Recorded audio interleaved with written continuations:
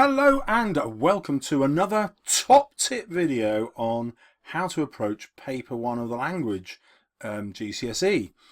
So here is the mark scheme in terms of marks and minutes that I think you should therefore spend. So there are a few things to go through here. I've taken the 1 hour and 45 minutes of the exam and I've just split them between each question.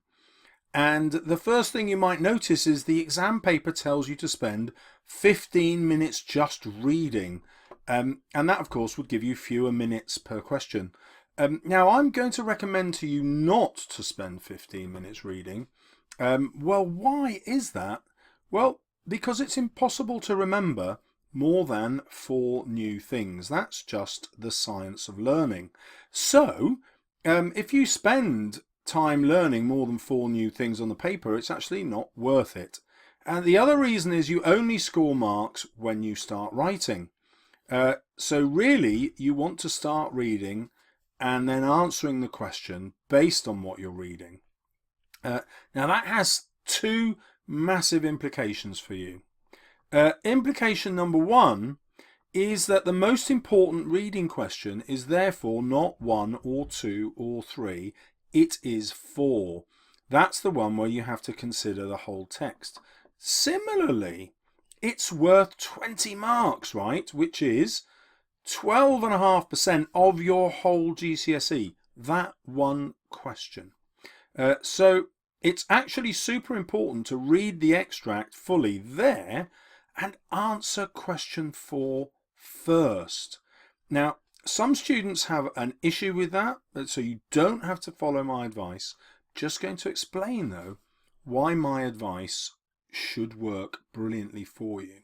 Reason number 1, a high proportion of students get almost no marks on question 4. And that's because they're really exhausted by the time they get there. And so lots of students just don't make an effort in question 4.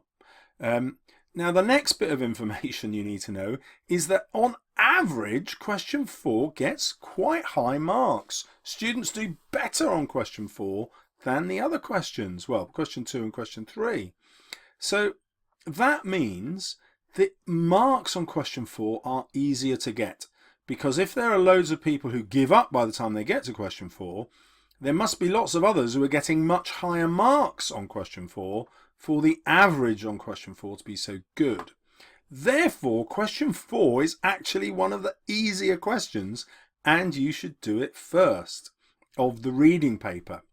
The final reason you should do question 4 is it's basically what English is about. It's quote and write down your ideas. It's what you've been doing since year 7. So most students are really good at the language analysis that question 4 demands.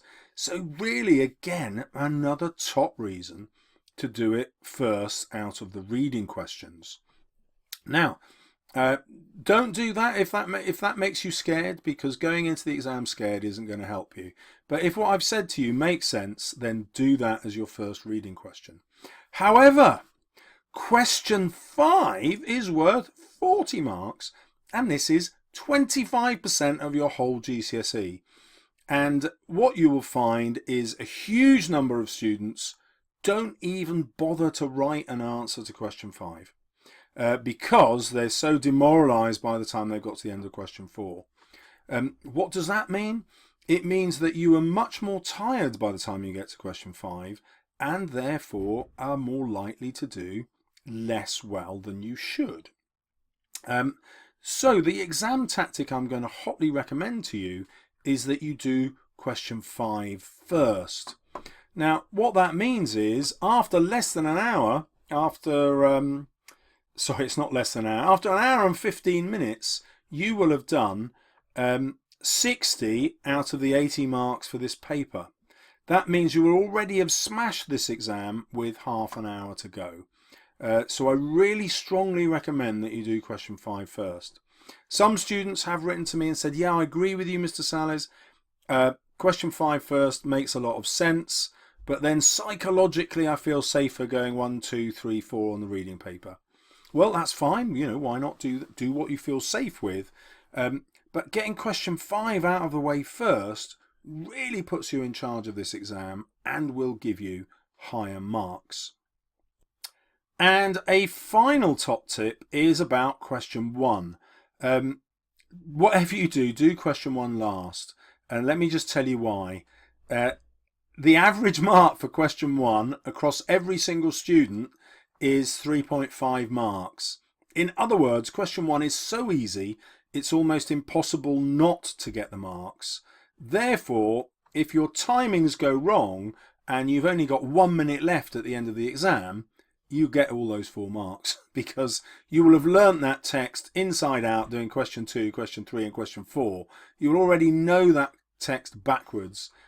So these marks are just given away and you'll get them 4 out of 4 right at the end of the test in 1 minute flat, which means you won't run out of energy in the exam. You'll have a reason to keep going and get those final marks. So there you go. Good luck with the exam. There's still quite a few days left, so I would recommend that you try an exam paper between now and the actual exam for your revision. That is the best way to revise. Good luck. Don't forget to subscribe if you'd like some more top tips.